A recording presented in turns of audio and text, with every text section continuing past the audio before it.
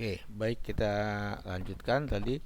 Jadi untuk R tabel dari uji korelasi eksperimen ini hasilnya dapatnya dari sini ya. Seperti yang untuk person tadi bisa dilihat di buku-buku statistik di bagian belakang itu akan terlihat dengan N7 kemudian taraf signifikansinya sekian persen ya, 0,05 sampai dengan 5% tadi kita dapatnya sekian. Ini R tabelnya. Yang kemudian tadi R hitungnya kita bandingkan dengan R tabel gitu ya. Ini kalau menghitung secara manual. Nah, sekarang kita coba lihat kalau dengan software ya, kita pakainya SPSS kemarin.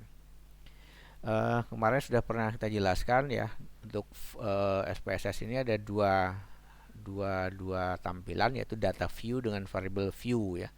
Anda masukkan data view-nya, masukkan datanya itu di data view, sedangkan penjelasan mengenai variabelnya, apakah jenisnya, kemudian pengaturan selanjutnya itu ada di variable view.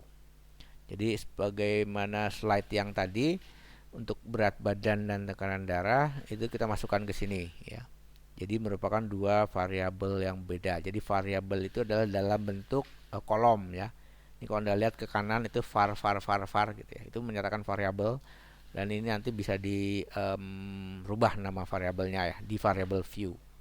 Kemudian yang 1, 2, 3 dan seterusnya sampai ke bawah ini adalah datanya, individunya ya.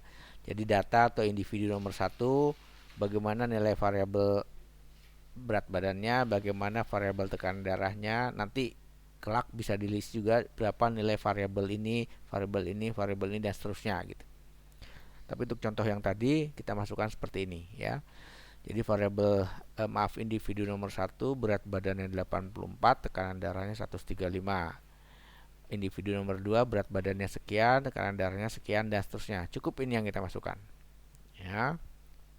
Kemudian setelah ini masuk, Anda nanti klik analyze.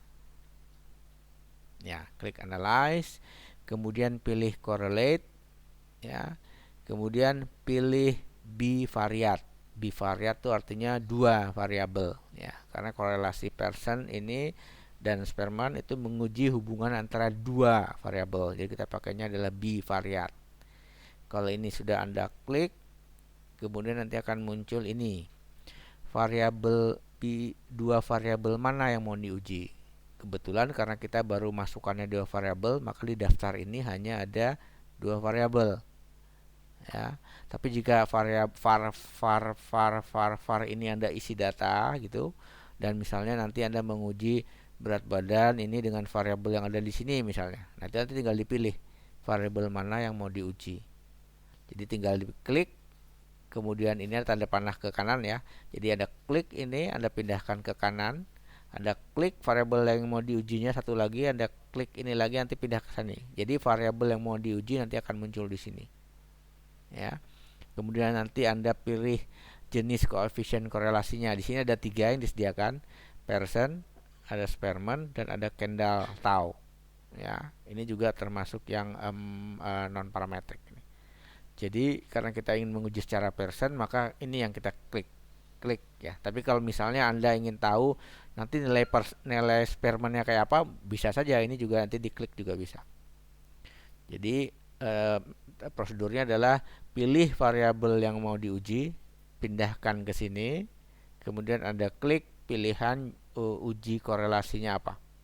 Ya. Kemudian ini masih ingat ya, two tail one tail ya. Jadi kita kalau sudah ada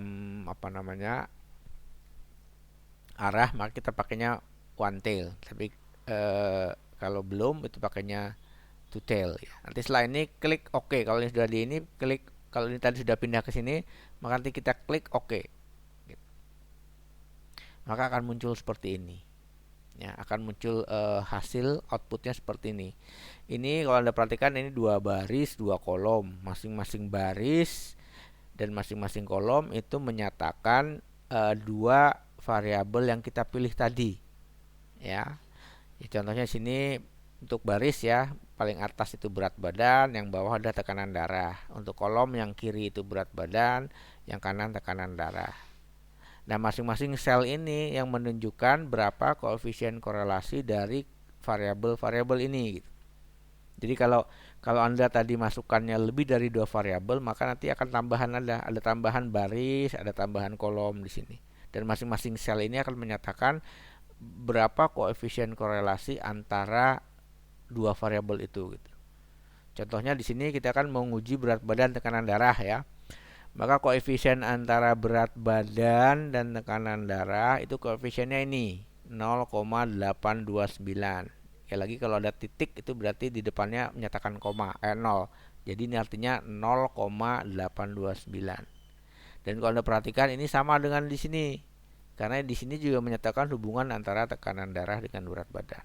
Kenapa ada dua gini Pak? Karena ini untuk kalau penelitian Anda jelas mana variabel dependen dan independennya, itu akan mana dulu yang dibaca gitu.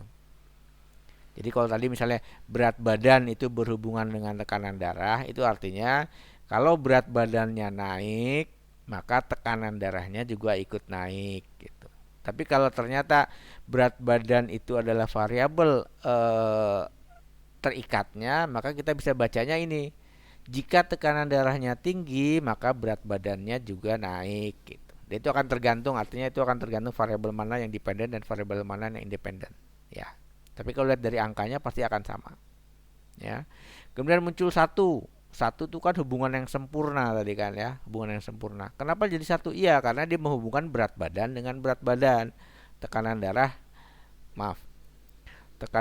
dengan tekanan darah. Pasti karena angkanya sama, maka ketemunya pasti satu. Gitu. Karena dia menghubungkan data yang sama. Ya. Jadi ini nggak usah dibaca nih. Jadi nanti kalau variabelnya banyak ya, makin ke kanan begini dan makin ke bawah gini, maka angka diagonal itu pasti angkanya 1 karena dia menghubungkan variabel yang sama ya. Jadi yang perlu Anda baca nanti adalah variabel yang Anda uji saja gitu. Jadi koefisiennya besarnya segini ya. Sekali lagi ini sama dengan yang tadi ya. Ini positif 0,829. Kemudian angkanya pun tinggi mendekati 1. Jadi hubungan yang sangat kuat dan positif ya. Kalau keluarnya negatif nanti di sini ada tanda minus. Di sini tanda minus kalau hubungannya negatif ya. Kemudian N ini menyatakan berapa banyak individu yang diuji. Besarnya 10 tadi kan ya. Dan kemudian ini yang menyatakan berapa signifikansinya gitu. Jadi signifikansinya adalah besarnya 0,003 dan ini yang kemudian kalau karena ini menggunakan aplikasi, ini yang dibandingkan dengan alfa Anda. Secara umum tadi ya alfanya 0,05, berarti 0,003 ini dibandingkan dengan alfa 0,05, lebih besar atau lebih kecil. Kalau lebih kecil itu menyatakan hipotesis nolnya ditolak. Atau dengan kata lain, hipotesis alternatifnya diterima, yaitu ada hubungan antara berat badan dengan tekanan darah. Ya. Bagaimana hubungannya? Yaitu positif dan sangat besar gitu. Jadi pertama-tama yang kita bukan pertama-tama, artinya Anda bisa lihat dari koefisien korelasinya, kemudian dilihat dari kemaknaannya gitu. Jadi koefisiennya ini menyatakan hubungan yang positif dan besar, dan secara statistik hubungan itu bermakna gitu, signifikan. Nah ini yang sering lupa mahasiswa. Jadi hanya melihat koefisien korelasinya saja, tidak melihat kesignifikansinya. Karena bisa saja hubungannya ada hubungan gitu ya, tapi tidak signifikan gitu. Jadi bisa saja hubungannya menyatakan ada hubungan yang positif. Ada hubungan yang positif dengan nilai sekian gitu. Tapi kalau signifikansinya ini menunjukkan angka yang lebih besar dari 0,05, itu artinya koefisien ini tidak signifikan secara statistik gitu. Nah ini yang saya sering menemukan mahasiswa sibuk dengan koefisiennya tapi lupa dengan tingkat signifikansinya.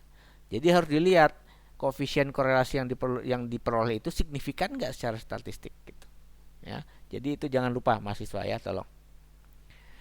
Kemudian ini contoh untuk yang tadi mata kuliah A dengan mata kuliah B ya, makul A, makul B, angkanya sekian gitu. Kemudian analyze-nya kita pilih correlate, kita pilih bivariat tadi, kemudian kita pilih di sininya Spearman ya. Kalau yang tadi contoh yang awal kita menggunakan Pearson, yang ini Spearman ya.